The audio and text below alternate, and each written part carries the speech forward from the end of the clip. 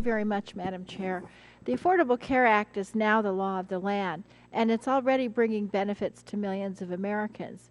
But today, we're standing before one of the most important moments of the ACA, and that is implementation.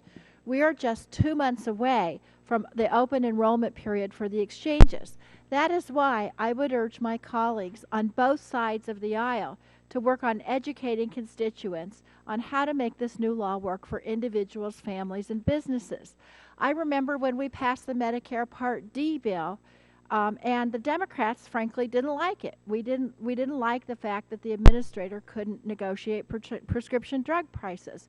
But despite that, we all went out to our districts and we worked with our constituents to let them know how they could enroll. Why? Because this would help our constituents, and in fact now Medicare Part D has become very, very popular. I met a lady last week when I was in Denver who is paying on the individual market. She's 58 years old, and she's paying $600 a month on the individual market for insurance because she has a pre-existing condition.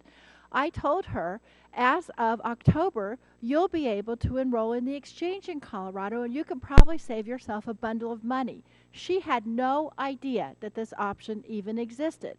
And I think it's our job as elected representatives of our constituents to go out there and tell people like this woman that they can have these benefits and get the insurance they need and save money. Now, an important step in doing this is to make sure that we go home and talk to our constituents in this August recess about that. So, Administrator Tavener, I'm really looking forward to hearing what the administration's planning to do to make sure people know about this.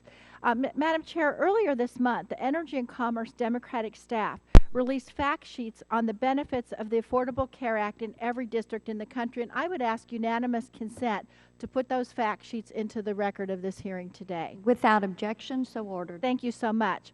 I'd like to share some of the information on the benefits in my district, Denver, Colorado. Already in my district, the Affordable Care Act is providing 8,000 young adults with health care coverage through their parents' plan. More than 6,900 seniors in my district have gotten drug discounts worth $9.3 million. Almost 200,000 of my constituents now have health insurance that covers preventative service without copays. Hundreds of thousands of my constituents with private insurance are saving money due to the ACA provisions that limit insurers' administrative overhead costs. And when the law finally goes fully into effect, over 120,000 of my constituents who currently don't have health insurance will be able to get that insurance without fear of discrimination or higher rates because of a pre-existing condition. So even if you disagree with the law, it's important that you know how the Affordable Care Act's benefits are already helping our constituents. Now, Madam Chairman, we've had many hearings on this law, many in our Oversight and Investigation Subcommittee, and one of the common concerns that we've already heard today in the opening statements is that premiums will be too high. We are beginning to get answers on this. An HHS analysis received earlier this month found that in the states for which data are available, the lowest cost silver plan in the individual market in 2014 will cost on average 18% less than the rate predicted by the Congressional Budget Office. On the small group market, the average premium that small employers will pay is, again, 18% lower than the same plan would cost absent the Affordable Care Act. In Colorado, similarly, the lowest cost silver plans are, on average, 18% less than the status quo. So it seems like every day we're getting more and more information about a new state where the rate review process and competition are causing insurers to lower their premiums even more than expected.